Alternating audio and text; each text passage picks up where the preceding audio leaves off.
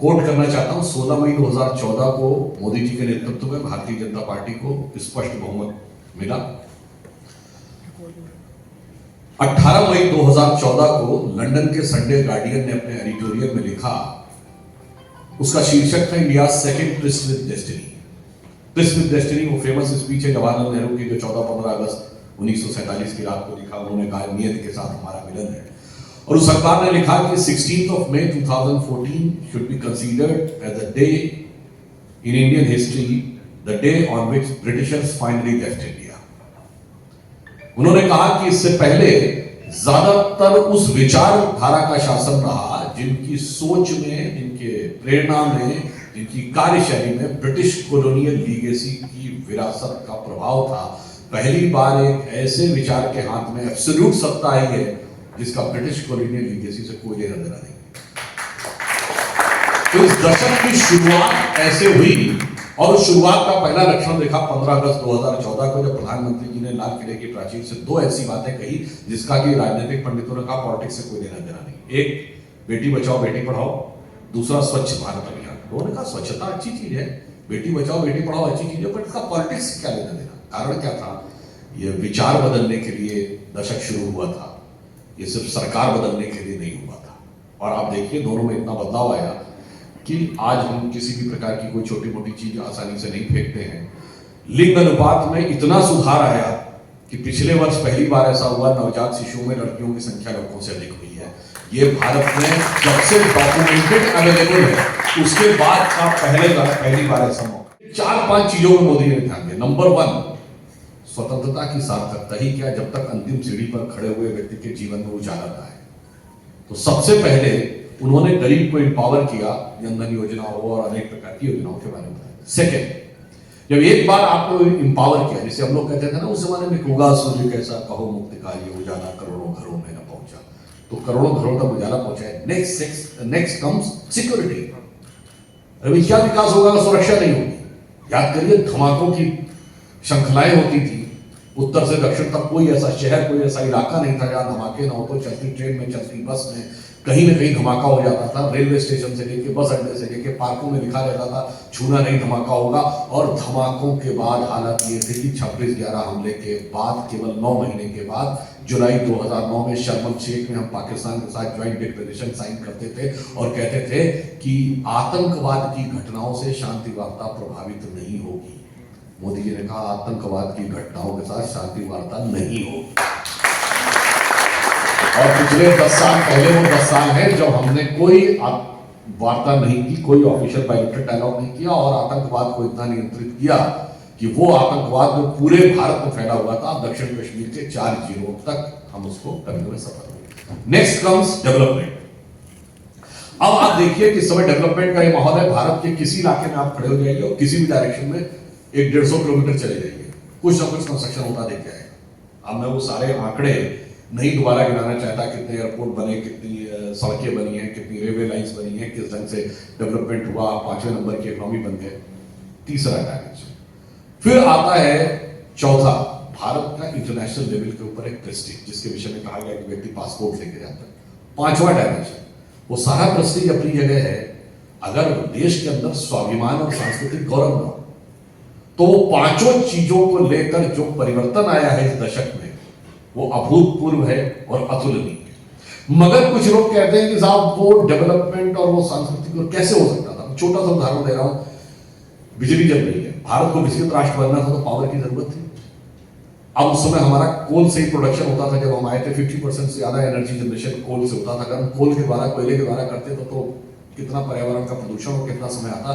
Solar पे ध्यान दिया, आज हम सोलर उत्पादन में दुनिया के 5वें नंबर के देश हैं। और इतना ही नहीं, इंटरनेशनल सोलर अलायंस बना जिसका केंद्र भारत में बना। आप सोचिए ये बदलाव। अब हमने टारगेट रखा कि 2030 तक भारत की जो इंस्टॉल्ड पावर कैपेसिटी है वो 40% ग्रीन एनर्जी होगी। और पहली बार ऐसा हुआ 2022 तक वो टारगेट अचीव हो गया। Now the revised target for 2030 is 50%। ये है सोच कि डेवलपमेंट के लिए क्या सोचती। ये मैंने सिर्फ उदाहरण दिया क्योंकि डिटेल में नहीं। अब आप आइए जो सांस्कृतिक गौरव की सोच। आप याद करिए, आपको ध्यान है प्रधानमंत्री जी ने पहली विदेश यात्रा किस देश की थी? भूटान की। दूसरी यात्रा नेपाल की। कोई सोचेगा अमेरिका पहले जाना चाहिए ना, जहां से एक सांस्कृतिक लगाव है वहां से शुरुआत किया, और वो संस्कृति हमें कैसे जोड़ती है। मैं एक उदाहरण देना चाहता हूं कि यहां पर मां सरस्वती की प्रतिमा है। दुनिया का सबसे बड़ा मुस्लिम देश कौन है? इंडोनेशिया, पूर्वी छोर पे। अगर आप अमेरिका में जाएं और वॉशिंगटन में जो इंडोनेशिया की एम्बेसी है मैसाचुसेट्स एवेन्यू पे जाके बाहर देखें तो उन्होंने 9 फुट की मां सरस्वती की प्रतिमा लगा रखी है। किस कहा? इंडोनेशिया। और उसके नीचे 3 बच्चे पढ़ते हुए, उन्हें कोई गुरेज नहीं है इससे। वो कहते हैं कि हमारी संस्कृति का हिस्सा है। कौन कह रहा है? दुनिया का सबसे बड़ा मुस्लिम देश इंडोनेशिया मां सरस्वती की प्रतिमा अमेरिका में लगा रहा है। अगर भारत की एम्बेसी में लग जाए तो सेकुलरिज्म खतरे में आ जाएगा। इसलिए देखिए वो एक सोच था, और मोदी जी ने आने के बाद सोच का जो बदलाव किया, शेरजाद भाई ने बहुत सारे स्टेटिस्टिक्स बताई। मैं एक दूसरे ढंग से बात करना चाहता हूं। जब इस देश को आजादी मिली, जैसे मैं उत्तर प्रदेश का रहने वाला हूं, उस समय ब्यूरोक्रेसी में 20% मुसलमान थे। अभी कायनात जी ने सच्चर कमेटी का रिकमेंड पूरा डिटेल बताया, तो 2013 में सच्चर की रिकमेंडेशन आई। उस समय तक आते आते क्या हो गया? आप कह रहे हैं शेड्यूल कास्ट से हमारी स्थिति खराब हो गई। कैसे हो गई भाई? एक सोचने की बात थी। 1931 के सेंसस में उत्तर प्रदेश की रेट ऑफ लिटरेसी 8% के आसपास थी। क्योंकि वह 31 में इसलिए कह रहा हूं कि वो जातिगत आधार पर थी। हिंदू समाज में सबसे पढ़ी लिखी जाति ब्राह्मण मानी जाती थी 15%, क्षत्रियों में 13%, सैयद मुसलमानों में 24%। आप सोचिए नेशनल एवरेज से इतना ज्यादा, फिर साहब हम पीछे रह गए। कैसे रह गए? ये सोचने की जरूरत है। मैं एक और बात करना चाहता हूं, जब आजादी मिली तो मुस्लिम समाज को इंट्रोस्पेक्शन करना चाहिए, और मोदी जी ने कैसे अंतर किया है। छोटा सा उदाहरण, परमवीर चक्र विजेता एक मुस्लिम हुआ है, वीर अब्दुल हमीद। 2015 में वीर अब्दुल हमीद जी की शहादत के 50वीं वर्षगांठ में कोई गया? वीर अब्दुल हमीद के घर कोई नहीं गया। मोदी जी ने उनके पूरे परिवार को बुलाया, उनकी पत्नी को बुलाया और पूरे परिवार का सम्मान।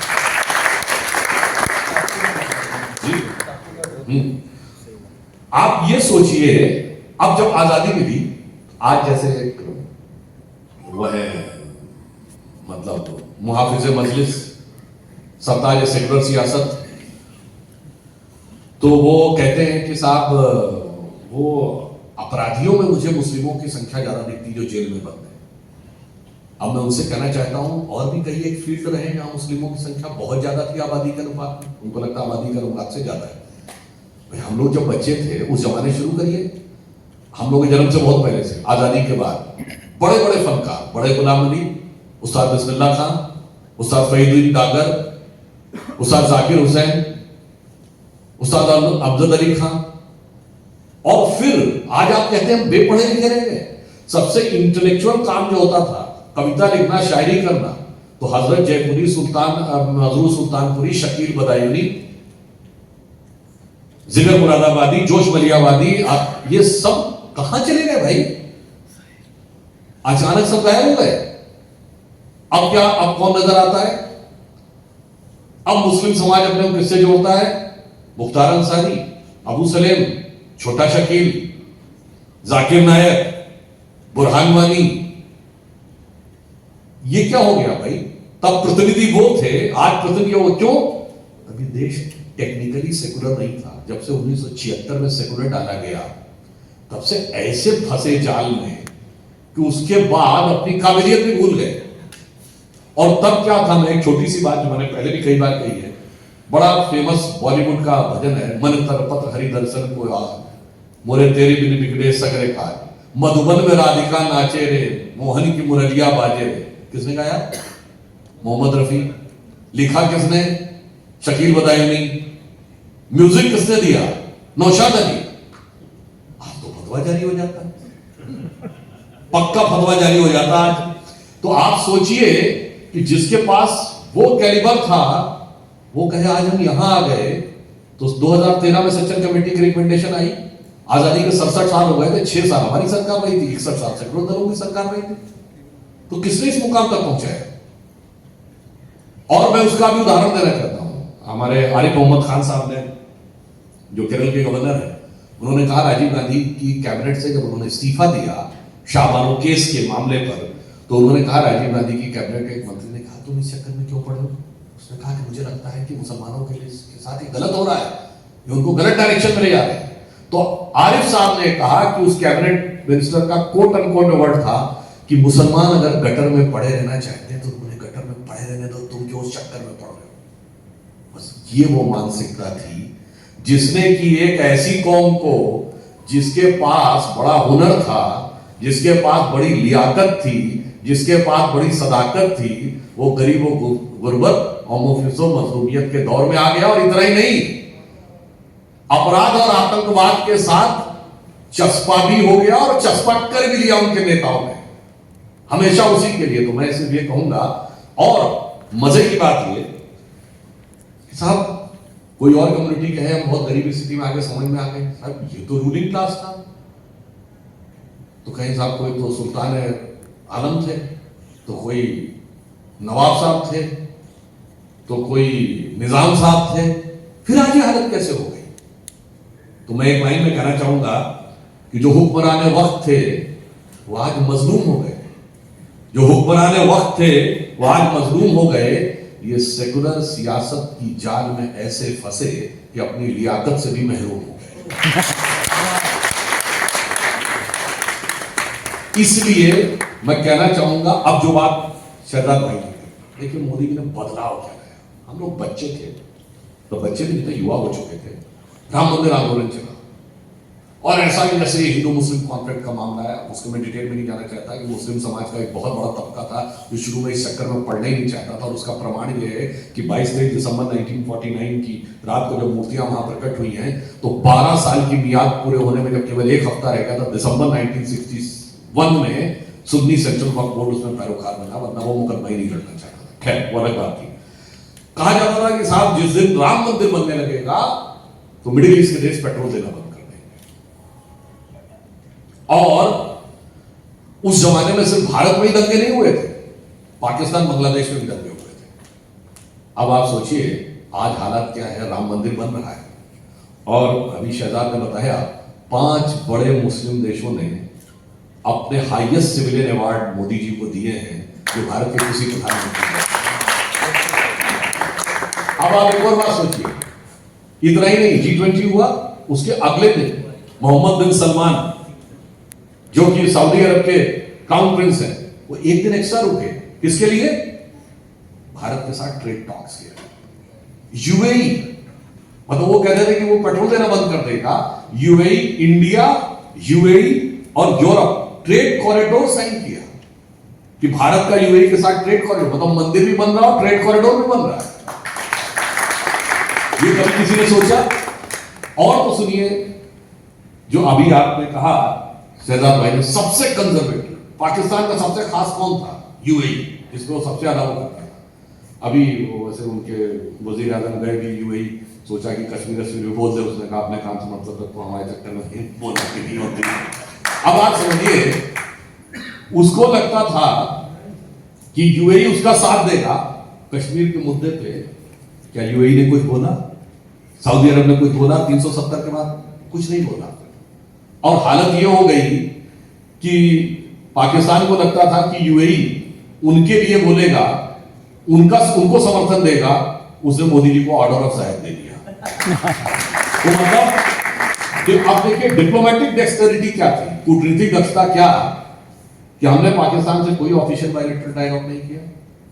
हमने उसके बाद भी स्थिति देखिए, मंदिर का निर्माण हुआ, चलिए भारत में सब कुछ शांतिपूर्ण निपट गया, कम से कम इसका क्रेडिट तो सरकार को देना चाहिए। आप कहेंगे कि साहब आप सरकार में थे इसलिए शांति से निपट गया। पाकिस्तान बांग्लादेश में क्यों शांति से निपट गया? वहां भी कोई प्रतिक्रिया नहीं हुई।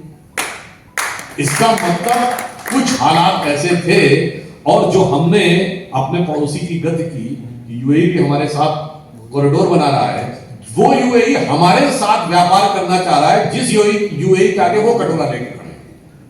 मतलब आप सोचिए कितना बड़ा बदलाव आया। तो उनकी हमने वो हालत कर दी, जो पुराना फिल्म का गीत था ना, कि पाकिस्तान की हालत यूएई को देख के ये हो रही होगी कि इस भरी दुनिया में कोई भी हमारा ना हुआ, गैर तो गैर थे, अपनों का सहारा ना हुआ, मुस्लिम देश भी उसका साथ नहीं दे रहे। ये मोदी जी ने 1 दशक में करके दिखाया। तो मैं सिर्फ अंत में ये कहना चाहूंगा कि बदलाव का एक बहुत बड़ा दौर है। भारत एक नए सिरे से उभरता हुआ आ रहा है। मैं एक छोटी सी बात बताऊं जो मुस्लिम समाज को भी सोचना चाहिए। लोग कहते हैं कि मुसलमानों को आपने ये टिकट कम दिए, वो टिकट कम दिए। पूछिए, आज 542 सीटें हैं, 20% है ना, 120 उम्मीदवार दिखाइए अपोजिशन के। महाराष्ट्र में एक टिकट नहीं दिया है। गुजरात में कहते थे ना 182 सीटें हैं, 10% है, 19 दिखाइए टिकट। अब देखिए हमने क्या बनाया, हमने डॉक्टर कलाम को राष्ट्रपति बनाया। डॉक्टर कलाम से बड़ा साइंटिस्ट आलम इस्लाम में पैदा नहीं हुआ पिछली कई सेंचुरीज में, और उसको कोई मानने को तैयार नहीं। अरे वो सब बीजेपी का हो गया। अब आप सोचिए, आपके पास कोई एक हीरा आ जाए और आप उस हीरे को छोड़ने को तैयार हो जाएं, तो इसके लिए कोई क्या करे। मैं एक और बात कहना चाहता हूं, आप में से शायद बहुत लोगों को पता होगा, एक ही मुस्लिम साइंटिस्ट हुआ है जिसको फंडामेंटल फिजिक्स का नोबेल प्राइज मिला है। वह पाकिस्तान के अब्दुल समद। 1973 में उनको फिजिक्स के लिए नोबेल प्राइज मिला। अनडिवाइडेड इंडिया में पैदा हुए, यानी वो भी हिंदुस्तान में पैदा हुए। और साथ जब जिसको मिल गया तो उनकी कम्युनिटी अहमदिया को वहां की पार्लियामेंट ने रेजोल्यूशन पास करके गैर इस्लामी घोषित कर दिया। मतलब अगर भूले भटके कोई साइंटिस्ट आ जाए तो उसके साथ कितनी अदावत, वो इतनी अदावत रहती है कि उस अदावत ने आपको उस मुकाम तक पहुंचाया जो मैंने पार्लियामेंट में बोला, तो फिर बोल देता हूं, आपको समझाया गया कि बीजेपी को तुमसे बड़ी अदावत है और फला पार्टी को हमसे तुम्हें बड़ी मोहब्बत है। और उस मोहब्बत और अदावत की सियासत में ऐसे फंसे कि किसी को किसी की मोहब्बत ने मारा, किसी को किसी की अदावत ने मारा, और शराफत अली को सेकुलर सियासत ने मारा। और अंत में मैं कहूंगा, आपने मोदी जी का दशक कहा, मगर मैं एक बात कहना चाहता हूं। देखिए साहब, हमारी सोच दशक की नहीं है। गृह मंत्री अमित शाह जी ने कहा एक दशक की तो परफॉर्मेंस है, 25 साल का एजेंडा है। और प्रधानमंत्री जी ने कहा कि अमृतकाल के 25 साल 1000 साल के भारत का भविष्य निर्धारित है। तो विजन 1000 साल का है और प्रेरणा 10,000 साल पुरानी है। इतना बड़ा हमारा विजन है। और अगर आप देखें तो मैं अंत में कहना चाहूंगा कि इस देश में जब 19वीं सेंचुरी थी, 1 जनवरी 1901 को जब 20वीं सदी का पहला सूरज इस देश में होगा, तो पूरे देश में किसकी सरकार थी? अंग्रेज की। 1 जनवरी 1951 को जब पहला सूरज उगा, तो इस पूरे देश में किसकी सरकार थी? कांग्रेस की। और 1 जनवरी सन 2001 को जब 21वीं सदी के पहले सूरज की पहली किरण इस धरती पर पड़ी, तो इस देश में किसकी सरकार थी? अटल जी के नेतृत्व में भाजपा की। और 2001 में मोदी जी का पदार्पण हुआ। अगले दशक में मोदी जी के नेतृत्व में स्पष्ट बहुमत की सरकार। अगला दशक 2019 का, मतलब 20 की शुरुआत आई तो 303 की बहुमत की सरकार। अब अगले वाले में 400 पार। तो मतलब आप ये समझिए कि दशक नहीं, हम तो शताब्दी की बात करते हैं कि 19वीं सदी अंग्रेज की थी, 20वीं सदी कांग्रेस की थी और 21वीं सदी भारतीय जनता पार्टी की। और मैं मोदी जी के लिए ये कहना चाहूंगा, सिर्फ जिसमें कि विकास के लिए जो लोग आक्षेप लगाते हैं और मुसलमानों के मुद्दे पे जो लोग आक्षेप लगाते हैं, दोनों एक ही, मतलब एक शेर है जिसमें दोनों चीजें कवर हो जाती हैं। उन्होंने जो कार्य देश के लिए किया, और जैसे बताया कि हर समाज के वर्ग को दिया बगैर किसी भेदभाव के, जो शहजाद ने उदाहरण देकर बताया, तो उनके लिए कहना चाहूंगा मोदी जी की तरफ से, हमें इल्जाम मत दीजिए, बहुत अफसोस होता है। हमें इल्जाम मत दीजिए, बहुत अफसोस होता है। बड़ी तरकीब से कश्ती यहां तक लेके आए हैं, बदल देते हैं हम दरिया की लहरें अपनी हिम्मत से, आगियों में भी अक्सर चिराग हमने जलाए। तो इसलिए मैं उनकी तरफ से कहता हूं, फेमस लाइन है कि मेरी हिम्मत को सराहो, मेरे हमराही बनो, मैंने एक शम्मा जलाई है हवाओं के खिलाफ। और हवाएं हमारे ही पक्ष में, इसमें भी कॉन्फिडेंट रही है। जो प्रधानमंत्री ने कहा यही समय है, सही समय है, भारत का वक्त आ गया है। आपको दिखाई भी पड़ रहा है, G7 कंट्रीज में हम हाईएस्ट ग्रोथ रेट वाले हैं, फास्टेस्ट ग्रोइंग इकोनॉमी है। ये सारी चीजें दिखी रही। आपने देखा पिछले ही क्वार्टर में चाइना के मुकाबले इंडियन स्टॉक एक्सचेंज में रेमिटेंस ज्यादा हुआ है, पहली बार ऐसा हुआ है।